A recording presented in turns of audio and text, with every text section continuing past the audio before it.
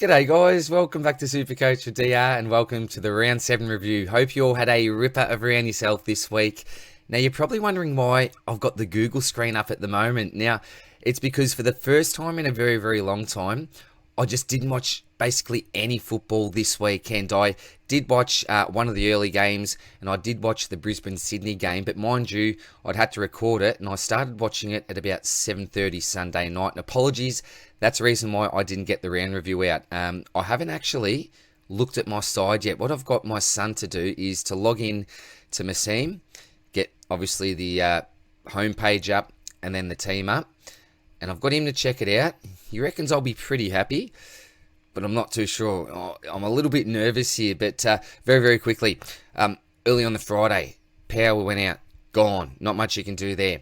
On the Saturday, had a big family do on, and they made me make a promise. No Supercoach, no football for the day, just focus on this. And I did agree to that. The only thing I had to do, and I said to them, look, I've got to do this, is put my alarm on about half an hour before the start of each game, just to check for the late changes, and I'll be straight off. And lucky enough, yeah, I don't think any of my players were out due to any late changes, which is handy. But I literally haven't got to watch this yet. And on the Sunday as well, I was at the Melbourne Town Hall for a toy fair all day.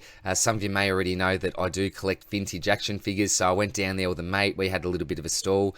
And big shout out to Dave Fox as well. So I've known Dave for a little while now. We've been selling and trading figures for a little while now, and sort of just made the connection on the weekend that we're both massively into Supercoach. He said, oh, now I notice you from the videos, and never known me as DR. So yeah, big shout out to you, mate, and thank you very much for the trades. They were absolutely awesome, my man. So look, this round review, as I said, going in absolutely blind. I know a couple of the scores, but the majority, no idea. Don't know what my round score is going to be for the week, but it is what it is. We're going to do something completely differently here. And look, one thing I am spewing about is usually I love to give my opinions based on my own eye test, but having not watched any football, I can't really do that. So for the stocky this week, it's going to make it a little bit harder. I'll try to watch a couple of the games at least, so I can give you more of my own opinion. But look, it may have to come down to a few statistics just for this week, the stocky. So I do apologise for that, but just been run off my feet and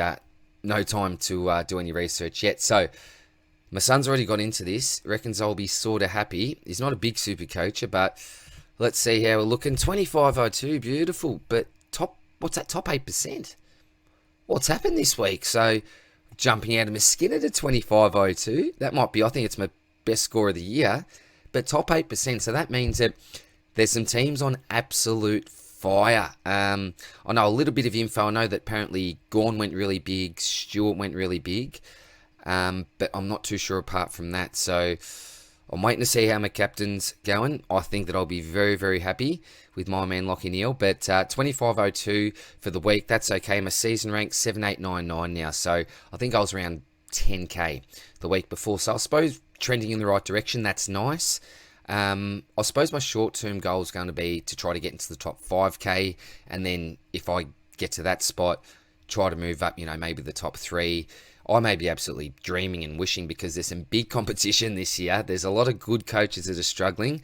7,899 isn't exactly where I want to be, but I think there's room to move. There's a fair while to go, and I also think that the buys are going to really sort out some teams. Maybe where we're lucky this year is that we've got the boost function. If you haven't been too greedy with your boosts, you could use a couple at least during the buys. That could really, really help you out. But for me personally, when I'm making my trades from here until the buys anyway, excuse me, I do have the buys on focus. So if it looks like I'm going to be really unbalanced somewhere and I'm a bit 50-50 on a player, then I'll lean towards the one that has the friendliest buy. So I'm not saying it's the only thing to look at when you're making your trade-ins, but just something to take into consideration anyway. But look, pretty happy with that.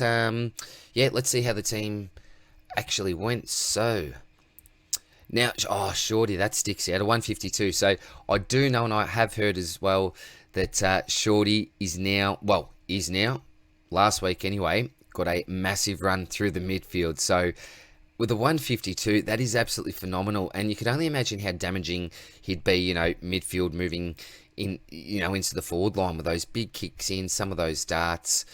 Yeah, that absolutely sounds fantastic. So a 152, brilliant from short, absolutely fantastic. It's his 23 trade. Used a trade. And I'll see what's happening there. Everyone looks right so far. I don't want to go down the page. I don't know what's happened there. Anyway, Sis with the 116. So I brought him in the week before. So got to, what was it, 117 I got off him? I'm not too sure. Close to 116 anyway the week before. So I got him in at around the 500 mark. Absolutely fantastic there, winning. Crispy with 103. Pretty sure that's his 4th ton in the row now. So that's great. I only wanted 105 flat from him. Look, it's a little bit disappointing that his ceiling may have gone down a little bit. We've seen some of these lower hundreds, but hey, they're hundreds, and I'll take them every day of the week. Whitfield, 95. I did watch a bit of this game, so booted 3 goals. That was really nice. When he kicked his first one, I literally jumped out of my chair, did a little bit of a lap, did a bit of a tap on the wall. Sounds a little bit strange, I know. Not sure if anyone else does it, a bit of a different sort of celebration, but I thought he's done something, and it's been effective. It's helped his side, so that was magnificent. Then kicked the second one, then managed to kick a third as well. But the issue is, with a Lockie Whitfield, if you hear that he's kicked 3 goals for a game, you're obviously expecting a heap of disposals, to go with that. You're thinking, is it going to be one of those 160s that he is capable of? Nuts to 95, so still didn't manage to get to 100.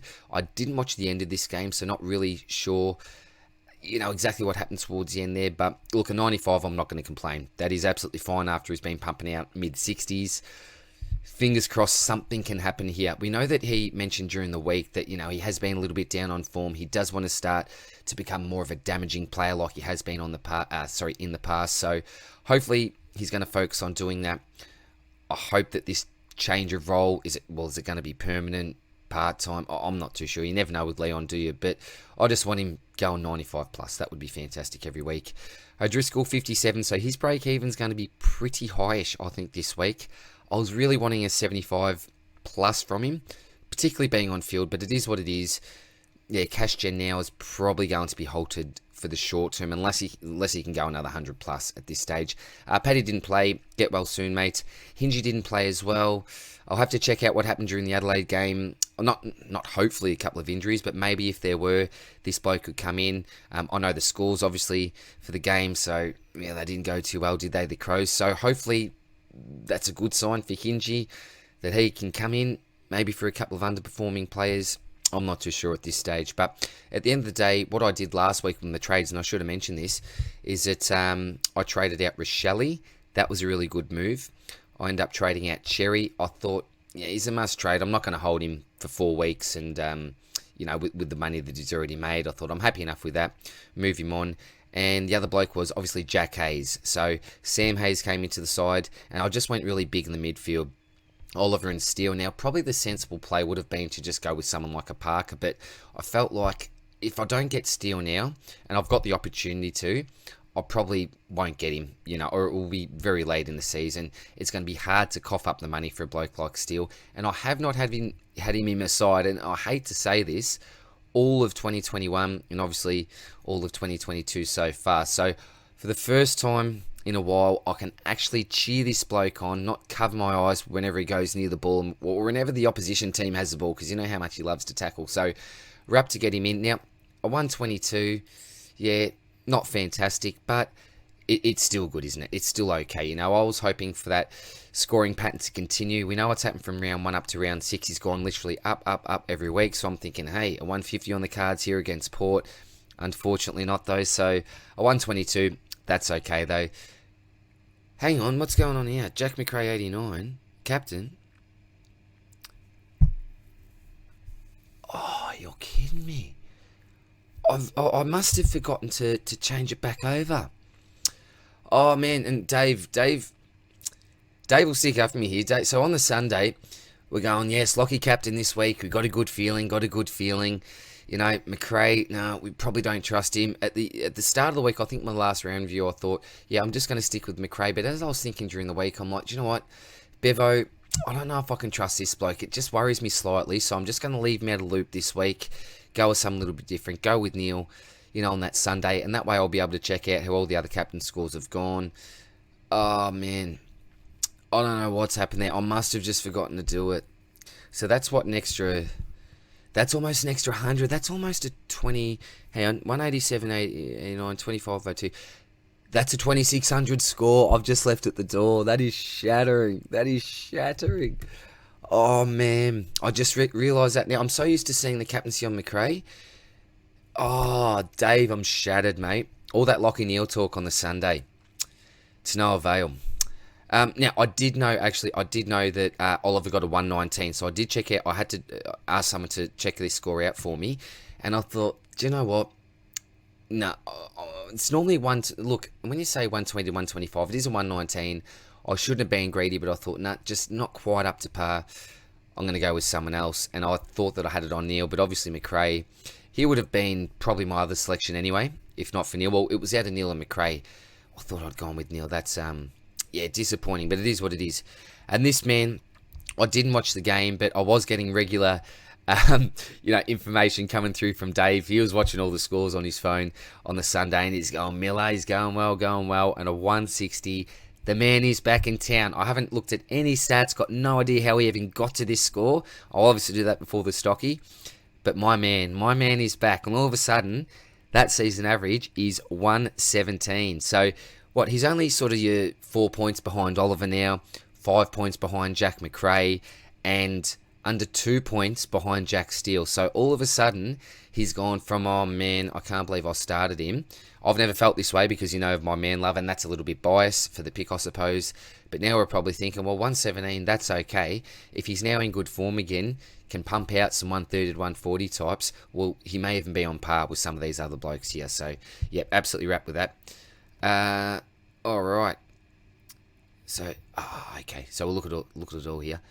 So you got George Hewitt didn't play, Ward didn't play, McDonald for 55. That's all right. Cripper with a 138. Oh, you've almost got to have this bloke in your loop, don't you? I'm just a little bit worried with Cripps, particularly as a captaincy. So vice captain, that'd be fantastic. If I can do that this week, I'm just going to chuck him as my vice captain. Don't even know who they're playing. I'm that disorganised at the moment. It's not funny, but 138, beautiful. Take that. Day cost 75, so his break even, that's going to be high. Actually, well, I can see the red arrow went down this week in price.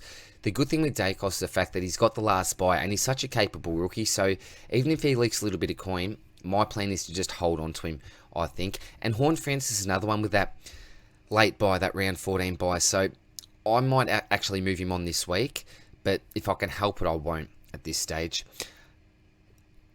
This is what's happened. Look at this, would ya? My son has played a bit of a prank on me here, and looks like he has traded in the peanut. He knows my distaste for the peanut. I'm gonna, sorry guys, bloody idiot. I need to undo these. I can't have him aside for even 5 seconds. Sorry. What am I doing? Undo changes. So alright, I'll leave him in there for now. Oh, Laddams, peanut. Alright, I'm not going to talk about Laddams, but Jared Witts, I know that he got a monster. I don't even know what he got now. Bloody Nash. Oh, well, it is what it is. Jared Witts, I know, played a really good game. I'll need to look into the stats. I do not have Laddams. I do not have the peanut. Don't panic. Yeah, bloody idiot. Alright, Braden Pruce with the 109. Absolutely fantastic. I'll take that every day of the week. 109.3, so that's basically right on his season average. So I know that Max Gawn apparently went right off this week. So I don't know if Witts got to that level. I don't think that he did. But still, I'll take that from Witts. And from Pruce, look, I'm not going to have him on the bench, am I, with a 109? So I've just got to continue to run with this setup. And I'm just, I think for the time being, if one of them goes down, then make some changes. If not, I've just got to run with it for now. And Sam Hayes, 53. So that's been his lowest score of the season, but he's 123. So he went up about 70k for the 1 week, which is nice. So we take that. Josh Dunkley, he's back in form. Is this now the man that we have in our loop? More of a vice captaincy option, I think, because he does have a really high ceiling, yet he can have those lower type scoring games. So maybe a vice captaincy option, Josh Dunkley. Yeah, look, we've said it from the start of the year at F1. I think that will probably be the case. Henny with a 103. I did watch this match. So, look, he played a little bit of everywhere, didn't he? He was needing the back line for a while just to try to stop the bleeding. That was a really interesting match, wasn't it? We had all the ascendancy at one stage, and then Sydney came right back. Looked like they were almost going to run away with the game, and then we came right back.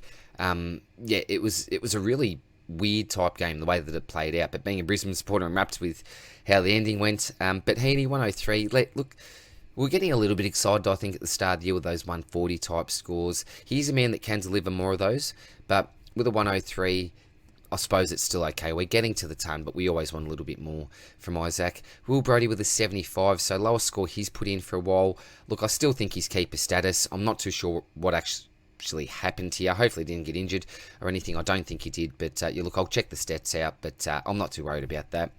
Butters with an 89, well, it was better than last week. I actually have a feeling he had a really good half, just from memory.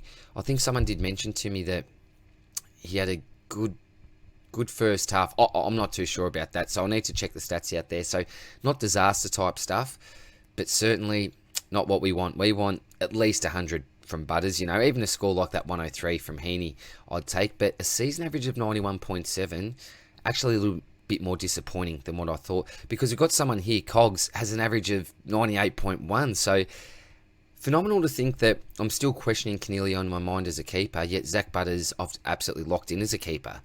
And for the season, yeah, it's about a 6 and a bit point average. So, yeah, that may be a little bit of bias there. I'll need to really think about this stuff and really look at what happens with Butters on the weekend. And Nicky Martin, a 106. This bloke, he's absolutely fantastic.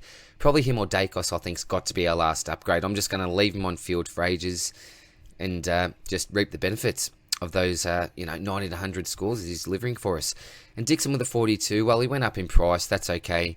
And Roses with a 48, so we knew that he couldn't keep those 70s up all season. But 48, again, it's not a complete disaster. We've seen 14s from your Durdens, we've seen 20-type scores from your Connor McDonald. So, look, 48 isn't an absolute disaster, but it's probably what we can more expect, I think, from Roses being a forward for the Gold Coast. But that's the side, so now, let's see if my maths work this week. I've got no idea how Parker went, but I know that he played a pretty solid game. So, what I'd like to do is I'd like to go out Horn Francis. He's the first bloke. And you know who's got to come in. I did hear great things about this man. Greg Clark. So we all had him pre-season, obviously, mature age rookie. It was an absolute lock until he got injured. So I think if you're ever going to go early on someone, I am going a week early. I'm absolutely breaking all my rules here. But Greg Clark's a man that you've got to go, I think. So what's he come on? 104. That's absolutely brilliant. And the other move I wanted to make, 322k. So I think I should be right for it. I've still got the peanut in my side. Alright, we're back. Apologies for that, guys. I tell you what, my son, he got me a good one there. Alright, so what I want to do is I want to trade out Huey Dixon and I want to get Luke Parker in. So I've given myself a 135, I think, for Parker leeway. Hopefully we're right there. Right, so Luke Parker.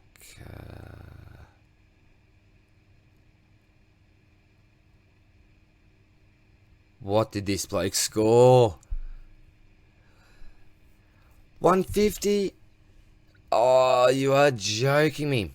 I thought 135 is pretty generous here. Oh, this is getting worse and worse. 150. Wowee. I watched the game and I thought, yeah, look, it was a solid game. I didn't think it was 150. Wow, okay, so that's a bugger. So I can't get Dixon out now. So he's 246 and I'm under 2k short. Oh, the Supercoach gods have not been kind there. Alright, so I can't get Dixon out, so 246. Not trading any of these blokes. Hayes, Bruce, Whitstay, Ward, but he's 236, so it doesn't help me. I need someone that's around the 250 mark. McDonald doesn't help. Hewitt, Clark, Dacos. I want to keep on to Dacos. Nothing there.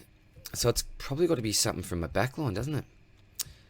O'Driscoll, McCartan, DeConning, Hinge. So O'Driscoll's probably the man, isn't he? Or Hinge. So, look, if Hinge doesn't get in this week, it may be him. I'll be able to do it there. Or else O'Driscoll. Let's just say we go O'Driscoll, assuming Hinged comes in, because got a bit of a higher break even. We'll get Hewitt back there, and then we'd be able to get Luke Parker in.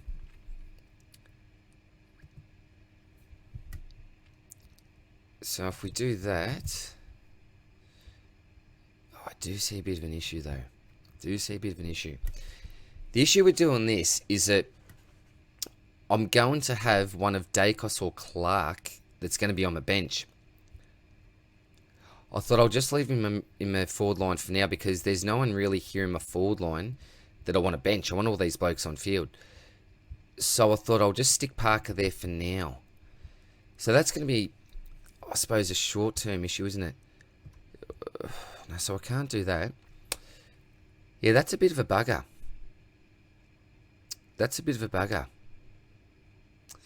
So if it's not Parker...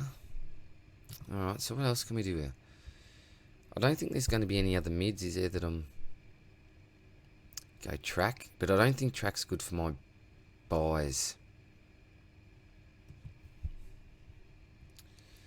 Maybe track. What's he at? 560. So I could go Petrucker in. But again, no, but I don't want a midfielder, do I? Because I'm happy with Dacos and Clark. Is it a defender?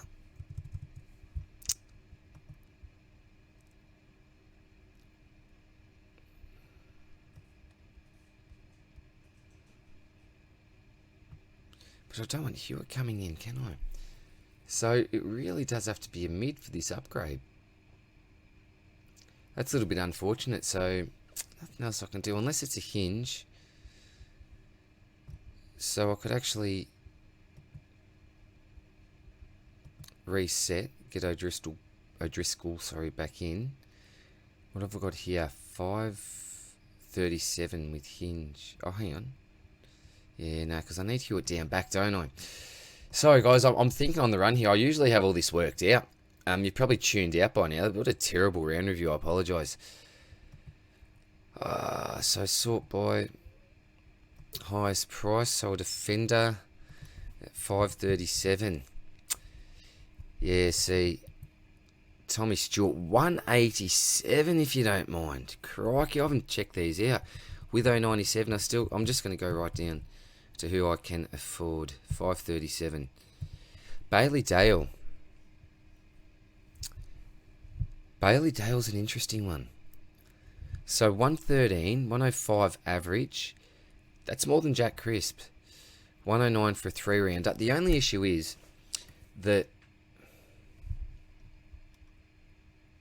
Hewitt will be on field. This is going to be my last defender. Assuming Whitfield can come good. Maybe it's not.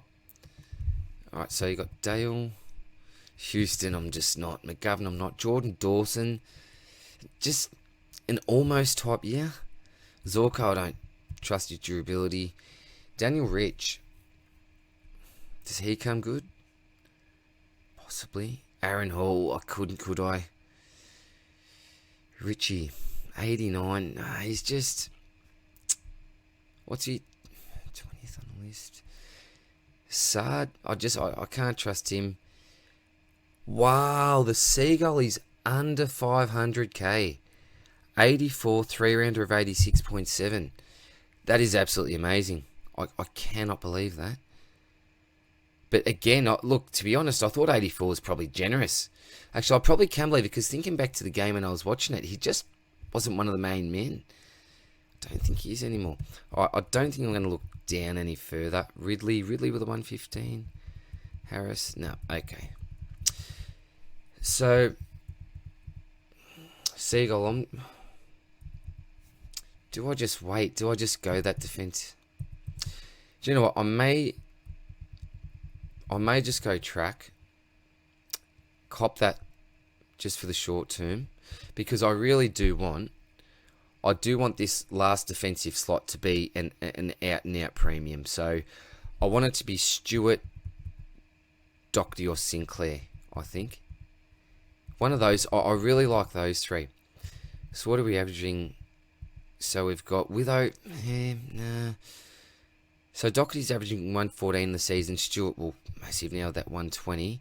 Sinclair only 110. So what's the difference between a Dale? 105. So he's got 5 points on him. Oh, sorry guys, this is shambles. So I think what I might just end up doing, and I hate to get Noddy out of the side, but because he's got a ceiling, and I like his defensive DPP. I think we're just going to go Christian. I think that's who we're going to go. Just for now. I don't know if that's great with my buy structure. I could go back to a Parker, couldn't I? Do you know what? I'll go back to a Parker. I can't. Do you know what? I'm going to end this round review, guys. I absolutely apologise. This has probably been the biggest butchering job I've done since I've started the channel. I'm just brain dead. I need to go to sleep, I think. So, guys, have a wonderful week. I'm going to start, do you know, I'm not going to do it tonight. I'm going to start early morning, very early tomorrow morning. I'm going to start doing a bit of research for the stocky. It's not going to be the best quality this week. I'm going to rely on a fair few stats here, and maybe listen to some other people, maybe give them some shout outs and some credits this week, because I just don't know what I'm going to do. So I'm going to leave it here, guys. I will see you soon for the stocky. Take care, all the best, and I'll see you soon in the next one. Much peace, much love. Take care, guys. Bye.